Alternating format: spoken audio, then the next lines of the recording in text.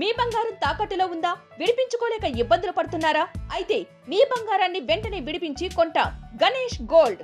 మీరు సంప్రదించాల్సిన ఫోన్ నంబర్లు 9160-266-916, 8712619507. మాజీ మంత్రి హరీష్ రావు మాట్లాడుతున్నారు. ఇప్పుడు లైవ్ చూద్దాం. 5 మే 2016, 28 మే 2016, 19 April 2017, 25 July 2017, 5 June 2018, 13 June 2018 Kaleshwaram ప్రాజెక్టును వ్యతిరేకిస్తూ మీ నాన్నగారు 7 ఉత్తరాలు రాశారు. కానీ లోకేష్ గారు మేము కాళేశ్వరం ప్రాజెక్టును వ్యతిరేకించామని సన్నాయి నొక్కులు నొక్కుతా ఉన్నారు. కావాలని పంపిస్తే చదువుకోండి. ఇందులో ఎంత అన్యాయంగా మాట్లాడతారు అంటే అది కూడా చదివి వినిపిస్తా. In view of the above, రాసి 18వ paragraph లో, it is requested that the clearance of technical advisory committee for the Kaleshwaram project of Telangana may please be reviewed as in case of the Kaleshwaram project requires to be approved by the Apex Council. Meanwhile, the state of Telangana be directed not to proceed with further execution of the Kaleshwaram project until provisions of AP Reorganization Act are complied with. అంటే మీరు ఇచ్చిన అనుమతులు నిలిపివేయండి, project పనులు ఆపివేయండి అని ఏమంటారు? AP reorganisation act ప్రకారంగా అన్ని అనుమతులు కావాలి. ఇది కేంద్ర ప్రభుత్వం మన ఎస్కే జోషికి ఆనాటి వాటర్ రిసోర్స్ సెక్రటరీ రాసిన లేఖ. Kaleshwaram is not a new project, ఇది ప్రాణహిత చేవేళ్లలో అంతర్భాగము. అందువల్ల దీనికి ఏపీ రీఆర్గనైజేషన్ యాక్ట్ రూల్స్ వర్తించవు అని స్పష్టంగా ఆనాడు ఒక సమావేశంలో నిర్ణయించి మన రాష్ట్రానికి కమ్యూనికేట్ చేశారు. దీని ప్రకారంగా తీసుకోవాల్సినటువంటి 11 అనుమతులను కూడా కాళేశ్వరం ప్రాజెక్టు మేము తీసుకున్నాం. అన్ని అనుమతులతో కాళేశ్వరం ప్రాజెక్టును కట్టడం జరిగింది. కానీ మీరేమంటారు? మేమైనా కాళేశ్వరం అడుగుకున్నామా? 7 ఉత్తరాలు రాసింది మీ నాయన. అడుగు ఒకసారి నాన్నగారిని, కాళేశ్వరం అడుగుకున్నావా నాన్న లేదా అడుకోలేదా మీ తండ్రి గారిని అడగండి. అడిగి మాట్లాడితే బాగుంటుంది. ఇలా ఏమర్థమవుతా ఉంది? కాళేశ్వరం మీద కుట్ర చేసి మేడిగడ్డ నుండి నీళ్లు ఎత్తిపోయకుండా నీళ్ళన్నీ కిందికి ఆంధ్రప్రదేశ్కు రావాలని కుట్ర చేసినట్టుగా అనిపిస్తూ ఉంది. అంటే తెలంగాణలో కట్టిన ప్రాజెక్టులను నిర్వీర్యం చేయాలి, ఆంధ్రప్రదేశ్లో మాత్రం అక్రమ ప్రాజెక్టులు కట్టి తీరాలి. ఇక్కడ కట్టిన ప్రాజెక్టులు నిర్వీర్యం చేయాలి, ఆంధ్రప్రదేశ్లో అక్రమ ప్రాజెక్టులు కట్టాలి.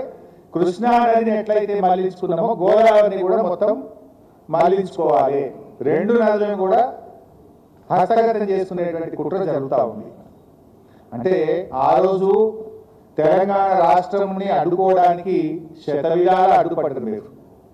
ఈరోజు తెలంగాణ నీళ్లు ఆడుకోకుండా ఇలా జలద్రోహం చేస్తూ ఉన్నారు, అడ్డుపడతా ఉన్నారు.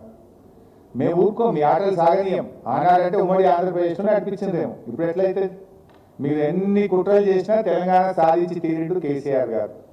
అదేవిధంగా ఇవాళ బంకచెర్ల కట్టి తీరుతామని మీరు అంటున్నారు. బంకచెర్ల అడ్డుకొని తీరుతాం మేము. మాకు అడ్డుకోవడం కూడా తెలుసు, ఎట్లా అడ్డుకోవాలో కూడా మాకు తెలుసు.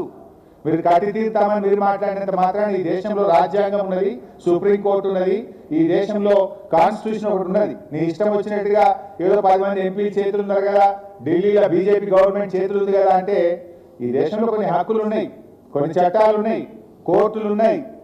మాకు కూడా తెలుసు దాన్ని ఎట్లా అడ్డుకోవాలనో.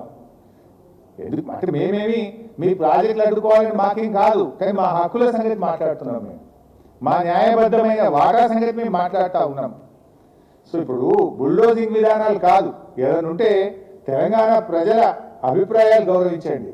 తెలంగాణ హక్కులను, మా హక్కులను కాదని మీరు చేయకండి. మా హక్కులకు లోబడి మా వాటా మాకు ఇస్తూ మీరు ఏదైనా చేస్తామంటే దానికి మాకు అభ్యంతరం ఉండదు. కానీ బుల్డోజ్ చేస్తామంటే చూస్తూ ఊరుకోం. ఇప్పుడు కేసీఆర్ గారు కూడా కాళేశ్వరం కట్టిన పోయి ఎన్నిసార్లు పోయింది మహారాష్ట్ర దగ్గరికి? నన్ను తోలిచ్చిన ఒక 10 సార్లు నేను పోయినా. నాగ్పూర్ పోయినా, ముంబైకి పోయినా, ఢిల్లీకి పోయినా. వాళ్ళు ఎక్కడుంటే అక్కడ పోయి బతిలాడుకొని నచ్చజెప్పి మా హక్కుల గురించి, మా కష్టాల గురించి చెప్పినాం.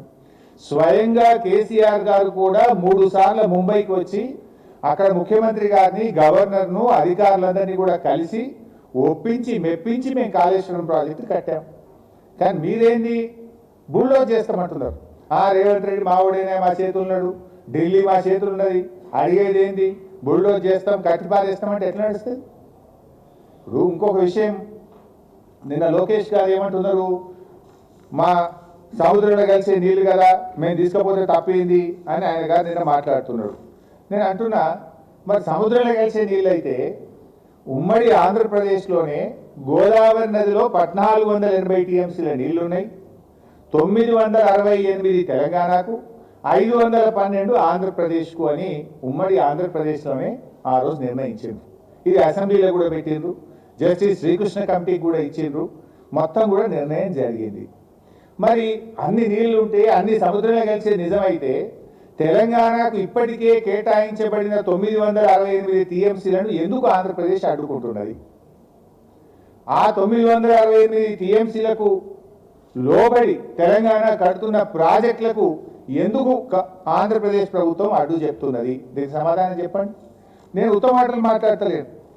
ఇది 968 టీఎంసీలు తెలంగాణ కేటాయిస్తే ఇది మేము ఒప్పుకోం, ఈ 968 వాళ్ళు సొంతంగా చెప్తుండ్రు అంటున్నారు. ఇది మేం చెప్పింది కాదు.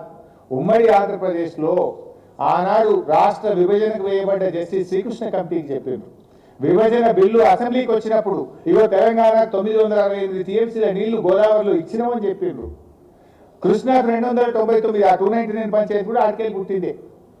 ఇది దాని మీద ఆంధ్రప్రదేశ్ ఏమన్నదో ఒకసారి నేను చదివి వినిపిస్తా.